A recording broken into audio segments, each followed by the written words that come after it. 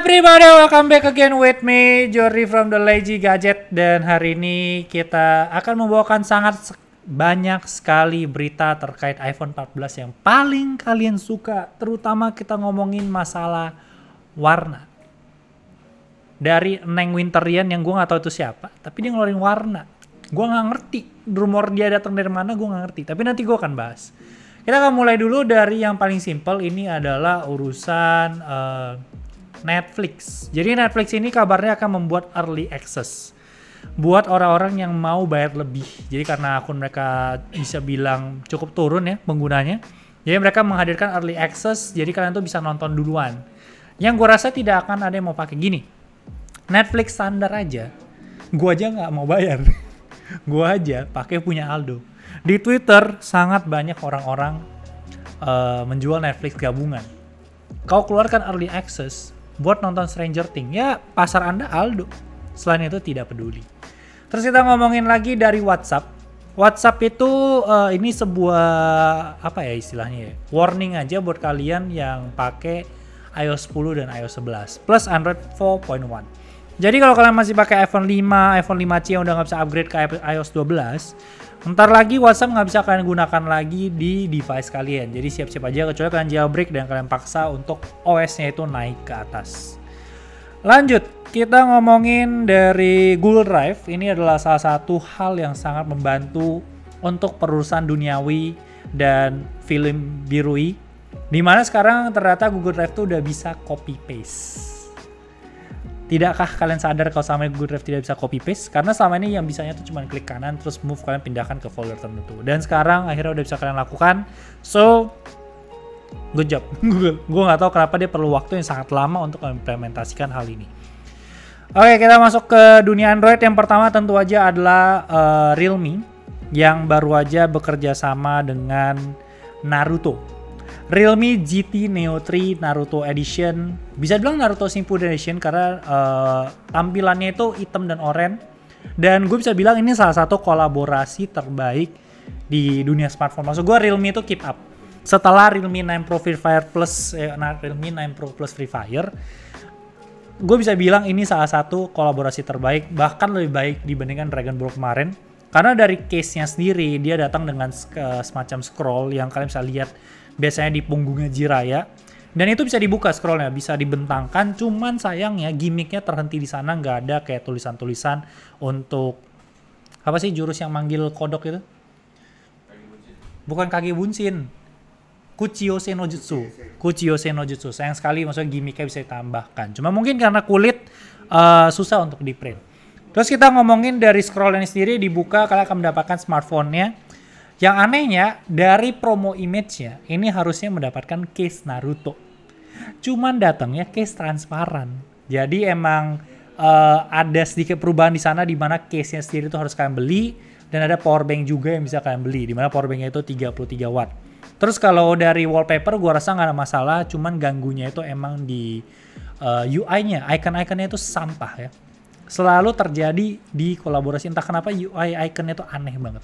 Terus dari desainnya sendiri juga belakangnya itu merepresentasikan si Naruto, jadi ada kayak garis 3 buat bagian pipinya, terus ada headbandnya, yang headbandnya ini juga metal, jadi bisa kalian coret kalau kalian mau jadi Itachi atau jadi Sasuke. Terus harganya sendiri tidak tahu karena harganya berapa ya kira-kira. Nanti mungkin ada angkanya keluar, dan ini cuman ada kayak beberapa unit dan tentu saja eksklusif.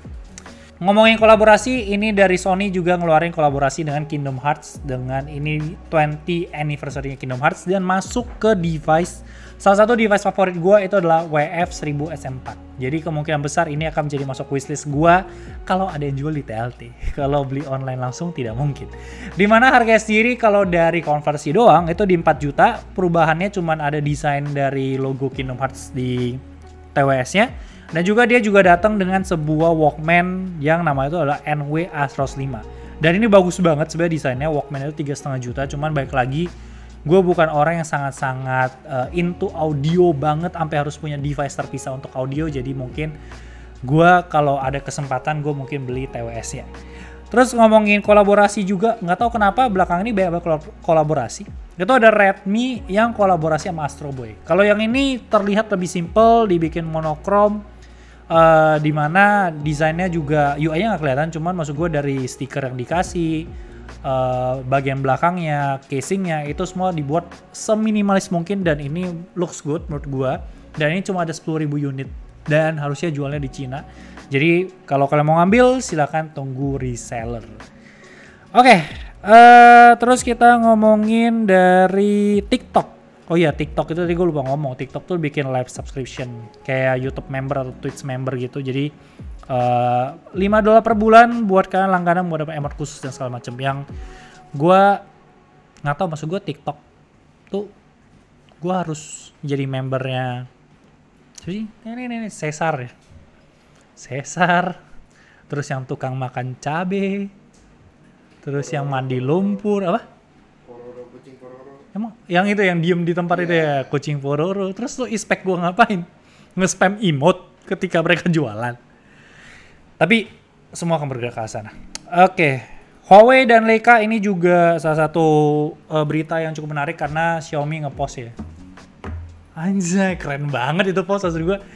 Anjay, itu keren banget dan ini memperlihatkan kalau akhirnya Huawei putus hubungan dengan Leica dari 2016 ya?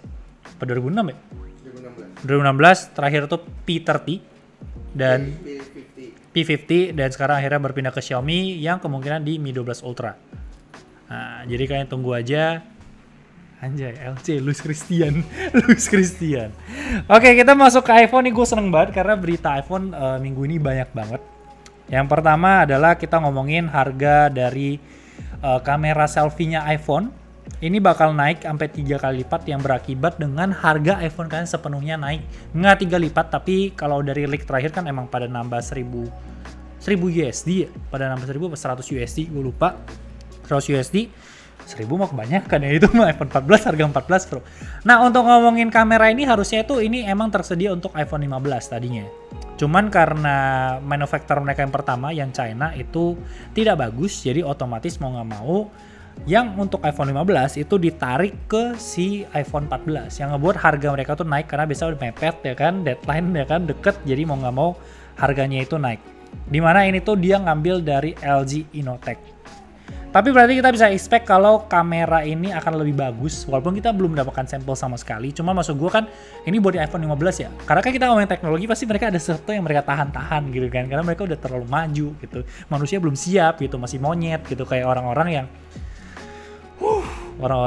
gue gak ngerti nulis Google review di Danau R. Ya maksud gue semoga anaknya Pari Or Kamil segera ditemukan. Cuma maksud gue kenapa lu nulis danau ini sudah memakan korban orang Indonesia di review danau.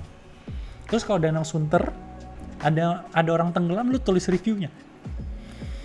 Oke, terus kita ngomongin lagi dari iPhone itu ada omongan terkait delay produksi dari iPhone 14 karena lockdown seminggu di China.